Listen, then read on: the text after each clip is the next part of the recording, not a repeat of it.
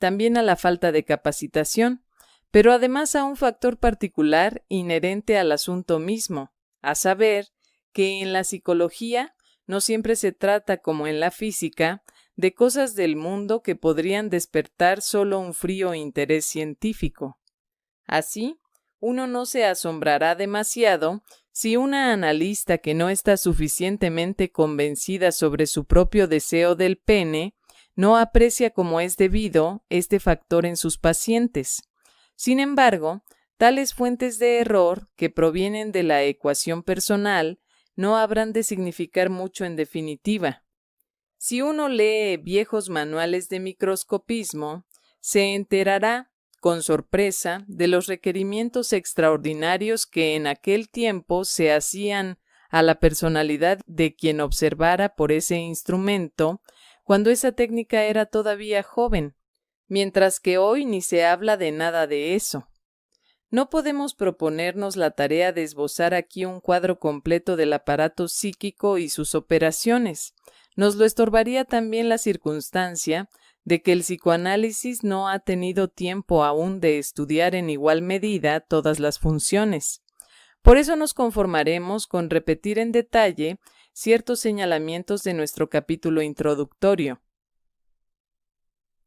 El núcleo de nuestro ser está constituido, pues, por el oscuro ello, que no comercia directamente con el mundo exterior, y además solo es asequible a nuestra noticia por la mediación de otra instancia.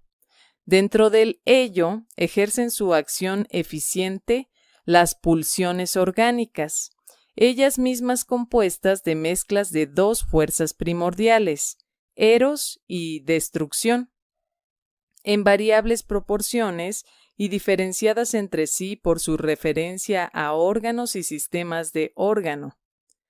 Lo único que estas pulsiones quieren alcanzar es la satisfacción, que se espera de precisas alteraciones en los órganos con auxilio de objetos del mundo exterior. Pero una satisfacción pulsional instantánea y sin miramiento alguno, tal como el ello la exige, con harta frecuencia llevaría a conflictos peligrosos con el mundo exterior y al aniquilamiento. El ello no conoce prevención alguna por la seguridad de la pervivencia, ninguna angustia, o quizás sería más acertado decir que puede desarrollar, sí, los elementos de sensación de la angustia, pero no valorizarlos. Los procesos que son posibles en los elementos psíquicos supuestos en el interior del ello y entre estos, proceso primario, se distinguen en vasta medida de aquellos que nos son consabidos por una percepción consciente dentro de nuestra vida intelectual y de sentimientos. Por otra parte, no valen para ellos las limitaciones críticas de la lógica que desestima y quiere anular, deshacer, por inadmisible una parte de estos procesos.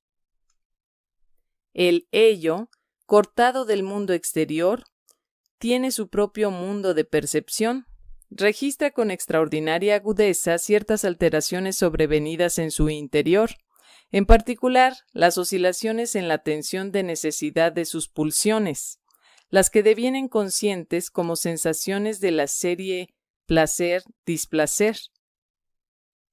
Desde luego que es difícil indicar los caminos por los cuales se producen estas percepciones y los órganos terminales sensibles con cuyo auxilio ocurren, pero queda en pie que las percepciones de sí mismo, sentimientos generales y sensaciones de placer-displacer, gobiernan con despótico imperio los decursos en el interior del ello. El ello obedece al intransigente principio de placer, pero no el ello solamente. Parece que tampoco la actividad de las otras instancias psíquicas es capaz de cancelar el principio de placer, sino solo de modificarlo, y sigue siendo una cuestión de la más alta importancia teórica que en el presente no se puede responder, averiguar cuándo y cómo se logra en general vencer al principio de placer. La reflexión de que el principio de placer demanda un rebajamiento quizás en el fondo una extinción de las tensiones de necesidad, nirvana, llega a unas vinculaciones no apreciadas todavía del principio de placer con las dos fuerzas primordiales, eros y pulsión de muerte.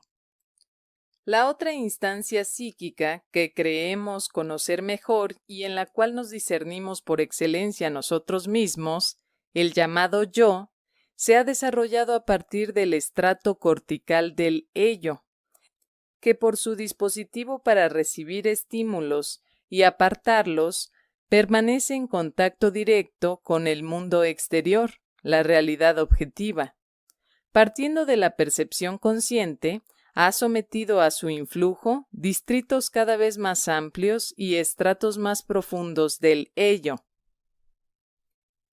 Y el vasallaje en que se mantiene respecto del mundo exterior muestra el sello imborrable de su origen, como si fuera su Made in Germany.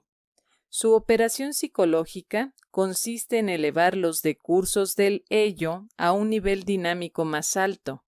Por ejemplo, en mudar energía libremente móvil en energía ligada, como corresponde al estado preconsciente, y su operación constructiva en interpolar entre exigencia pulsional y acción satisfaciente la actividad del pensar, que trata de colegir el éxito de las empresas intentadas mediante unas acciones tentaleantes tras orientarse en el presente y valorizar experiencias anteriores. De esta manera, el yo decide si el intento desembocará en la satisfacción o debe ser desplazado, o si la exigencia de la pulsión no tiene que ser sofocada por completo como peligrosa, principio de realidad. Así como el ello se agota con exclusividad en la ganancia de placer, el yo está gobernado por el miramiento de la seguridad. El yo se ha propuesto la tarea de la autoconservación, que el ello parece desdeñar. Se vale de las sensaciones de angustia como de una señal que indica los peligros amenazadores para su integridad. Puesto que unas huellas némicas pueden devenir conscientes lo mismo que unas percepciones, en particular por su asociación con restos del lenguaje, surge aquí la posibilidad de una confusión que llevaría a equivocar la realidad objetiva. El yo se protege contra esa confusión mediante el dispositivo del examen de realidad, que puede estar ausente en el sueño en virtud de las condiciones del estado del dormir. Al yo que quiere afirmarse en un medio circundante de poderes mecánicos hiperpotentes, le amenazan peligros, ante todo desde la realidad objetiva, pero no solo desde ahí. El ello propio es una fuente de parecidos peligros y con dos diversos fundamentos. En primer lugar, intensidades pulsionales hipertróficas pueden dañar al yo de manera semejante que los estímulos hipertróficos del mundo exterior. Es verdad que no son capaces de aniquilarlo, pero sí de destruir la organización dinámica que le es propia, de mudar de nuevo al yo en una parte del ello. En segundo lugar, la experiencia puede haber enseñado al yo que satisfacer una exigencia pulsional no intolerable en sí misma conllevaría peligros en el mundo exterior, de suerte que esa modalidad de exigencia pulsional deviene ella misma un peligro. Así, el yo combate en dos frentes. Tiene que defender su existencia contra un mundo exterior que amenaza aniquilarlo, así como contra un mundo interior demasiado exigente. Y contra ambos aplica los mismos métodos defensivos, pero la defensa contra el enemigo interior es deficiente de una manera particular. A consecuencia de la originaria identidad y de la posterior íntima convivencia, es difícil escapar de los peligros interiores. Ellos perduran como unas amenazas, aunque temporariamente pueden ser sofrenados. Tenemos sabido que el yo endeble e inacabado de la primera infancia recibe unos daños permanentes por los esfuerzos que se le imponen para defenderse de los peligros propios de este periodo de la vida.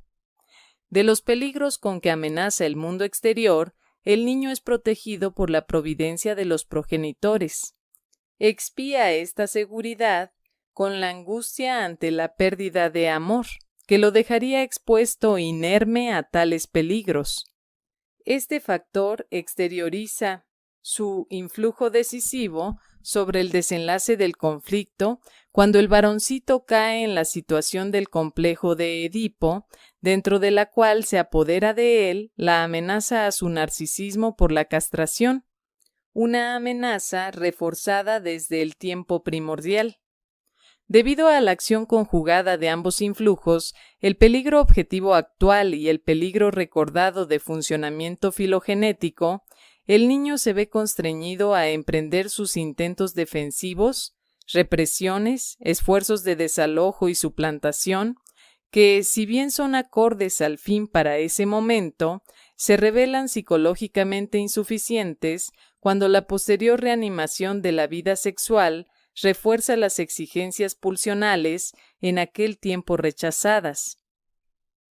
El abordaje biológico no puede sino declarar entonces que el yo fracasa en la tarea de dominar las excitaciones de la etapa sexual temprana en una época en que su inacabamiento lo inhabilita para lograrlo.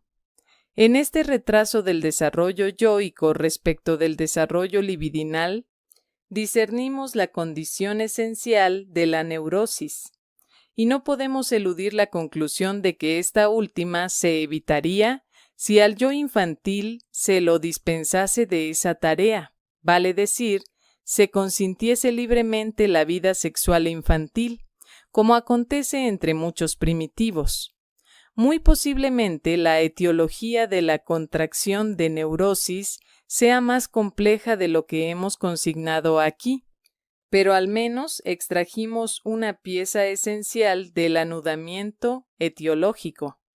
No podemos olvidar tampoco los influjos filogenéticos que de algún modo están subrogados en el interior del ello en unas formas todavía no asibles para nosotros y que sin duda serán más eficaces sobre el yo en aquella época temprana que luego.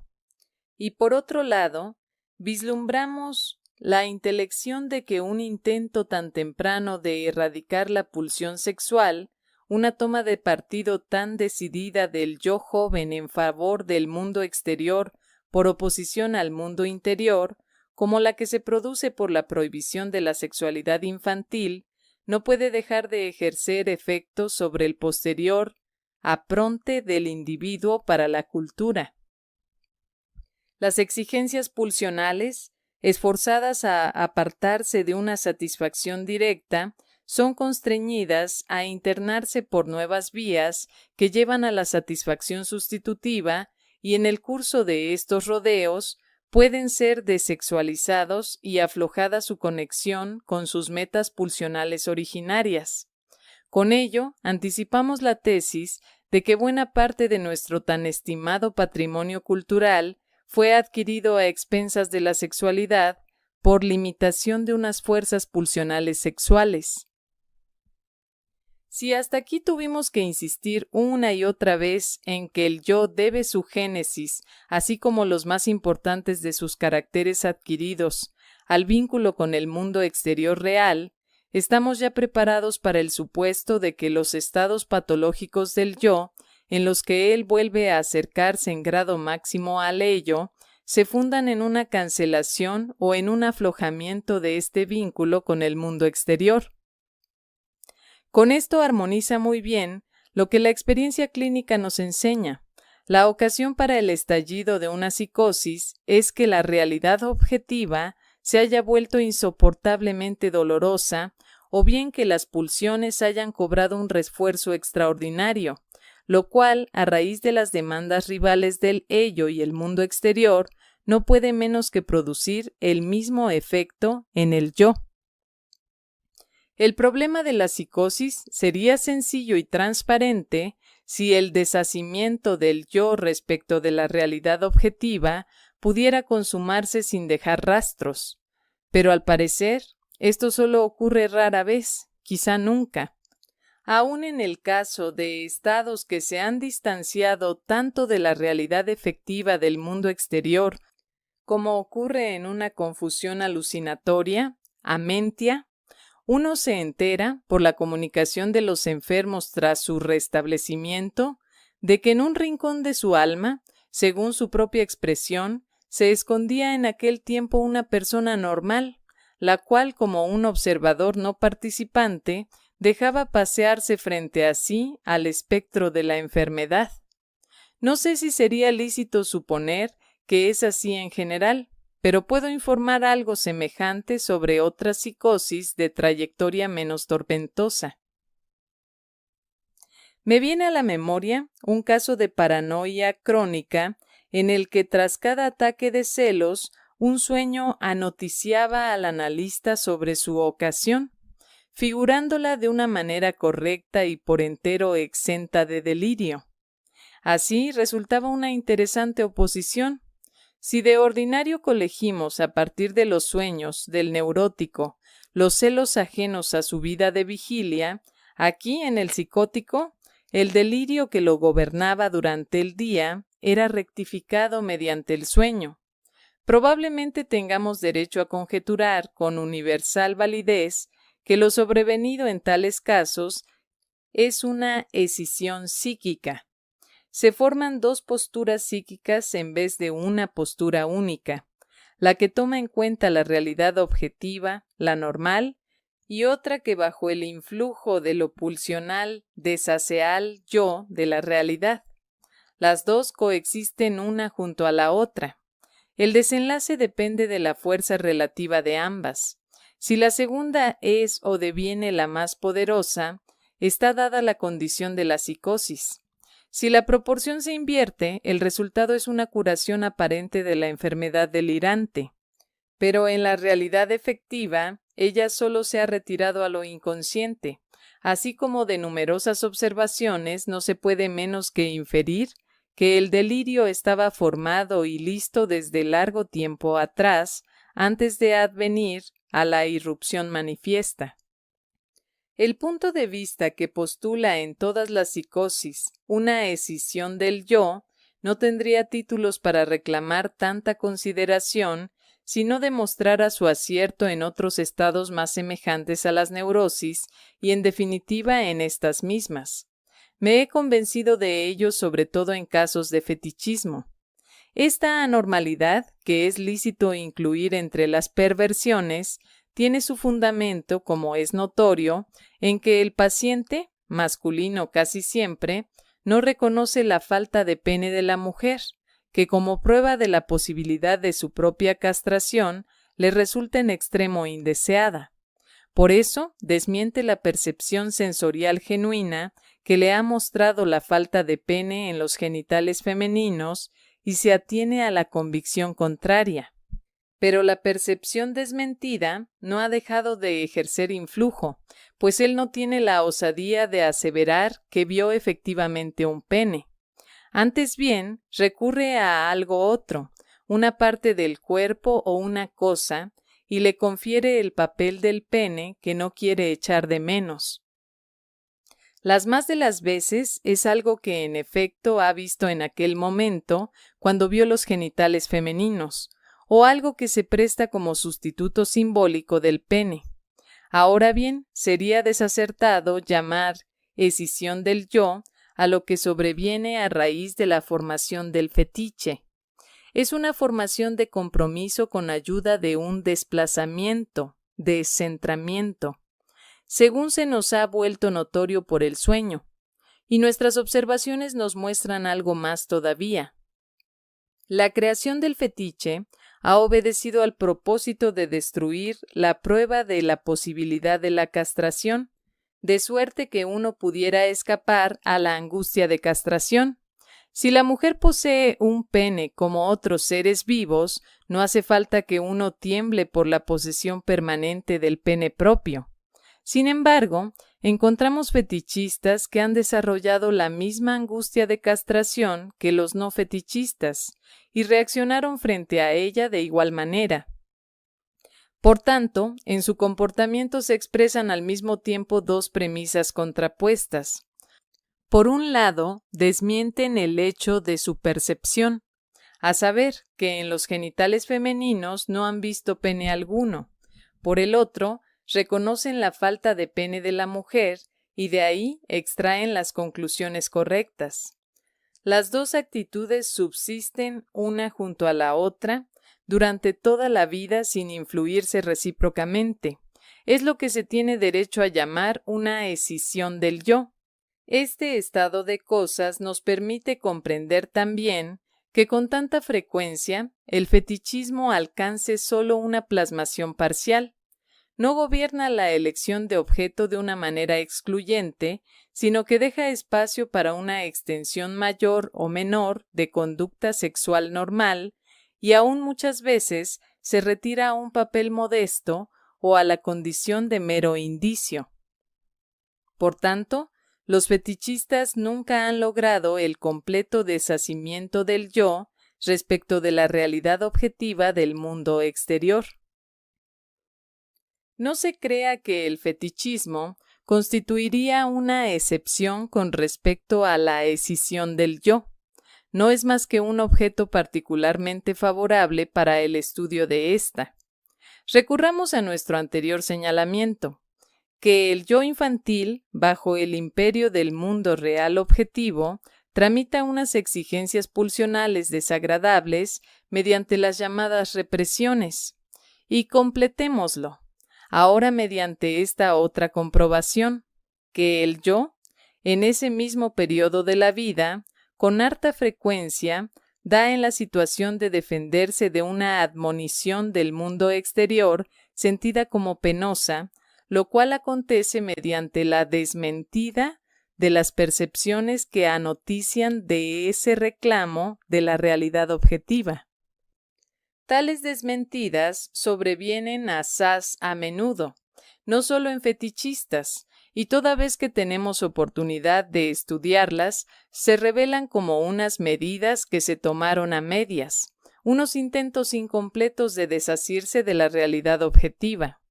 La desautorización es complementada en todos los casos por un reconocimiento. Se establecen siempre dos posturas opuestas, independientes entre sí, que arrojan por resultado la situación de una escisión del yo. También aquí el desenlace dependerá de cuál de las dos pueda arrastrar hacia sí la intensidad más grande. Los hechos de la escisión del yo que hemos descrito no son tan nuevos ni tan extraños como a primera vista pudiera parecer.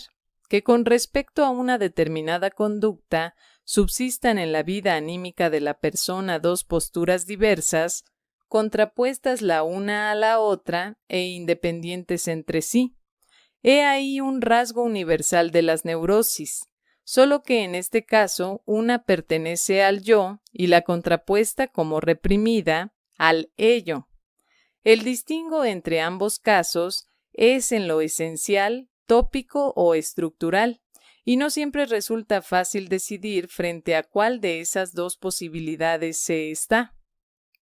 Ahora bien, lo importante que ambas tienen en común reside en lo siguiente. No interesa qué emprenda el yo en su afán defensivo, sea que quiera desmentir un fragmento del mundo exterior real y efectivo o rechazar una exigencia pulsional del mundo interior. El resultado nunca es perfecto, sin residuo, sino que siempre se siguen de allí dos posturas opuestas, de las cuales también la subyacente, la más débil, conduce a ulterioridades psíquicas. Para concluir, solo se requiere señalar cuán poco de todos estos procesos nos deviene consabido por percepción consciente. El mundo interior. Para dar noticia de una coexistencia compleja, no tenemos otro camino que describirla en sucesión, y por eso todas nuestras exposiciones pecan al comienzo de simplificación unilateral y esperan ser completadas, que se corone su edificio y así se las rectifique. La representación de un yo que media entre ello y mundo exterior que asume las exigencias pulsionales de aquel para conducirlas a su satisfacción y lleva a cabo percepciones en éste, valorizándolas como recuerdos, que preocupado por su autoconservación, se pone en guardia frente a exhortaciones hipertróficas de ambos lados, al tiempo que es guiado, en todas sus decisiones, por las indicaciones de un principio de placer modificado. Esta representación, digo, en verdad solo es válida para el yo hasta el final del primer período de la infancia, cerca de los 5 años. Hacia esa época se ha consumado una importante alteración. Un fragmento del mundo exterior ha sido resignado como objeto, al menos parcialmente, y a cambio, por identificación, fue acogido en el interior del yo, o sea, ha devenido un ingrediente del mundo interior. Esta nueva instancia psíquica prosigue las funciones que habían ejercido aquellas personas, los objetos abandonados del mundo exterior. Observa al yo, le da órdenes, lo juzga y lo amenaza con castigos, en un todo, como los progenitores cuyo lugar ha ocupado. Llamamos superyo a esa instancia y la sentimos en sus funciones de juez como nuestra conciencia moral. Algo notable, el superyo a menudo despliega una severidad para la que los progenitores reales no han dado el modelo. Y es notable también que no pida cuentas al yo solo a causa de sus acciones, sino de sus pensamientos y propósitos incumplidos, que parecen serle consabidos. Esto nos trae a la memoria que también el héroe de la saga de Edipo se siente culpable a causa de sus acciones y se somete a un autocastigo, cuando la compulsión del oráculo debiera proclamarlo libre de culpa, tanto a juicio nuestro como a juicio de él.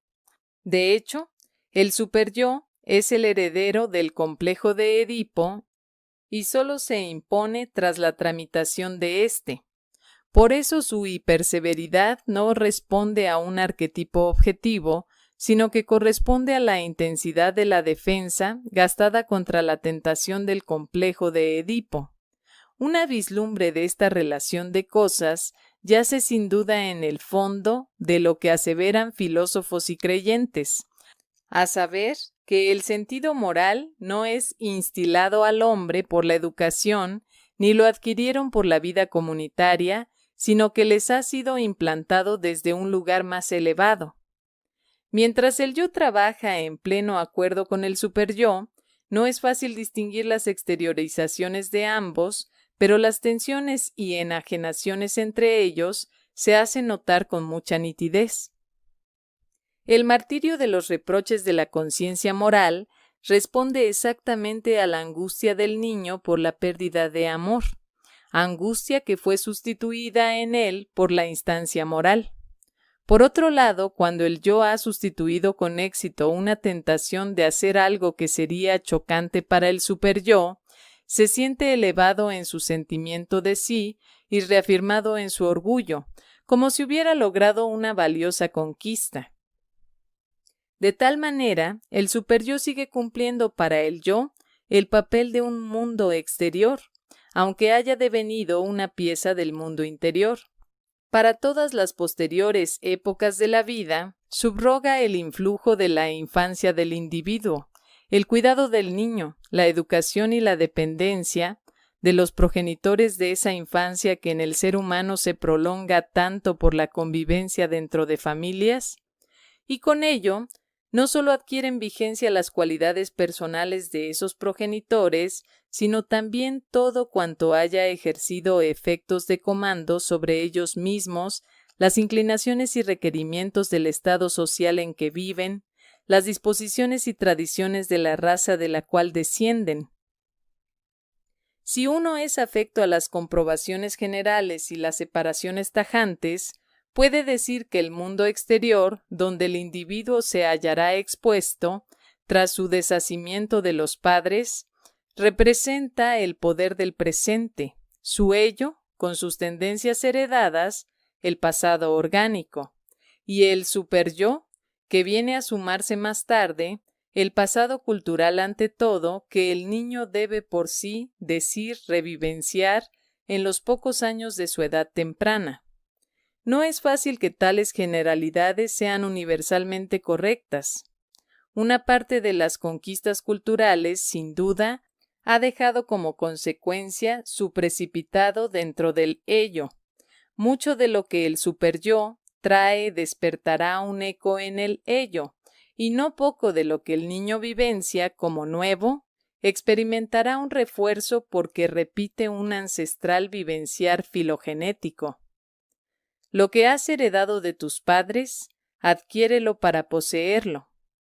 De este modo, el superyo ocupa una suerte de posición media entre ello y mundo exterior.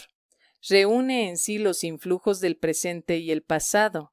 En la institución del superyo, uno vivencia, digamos así, un ejemplo del modo en que el presente es traspuesto en pasado. Fin.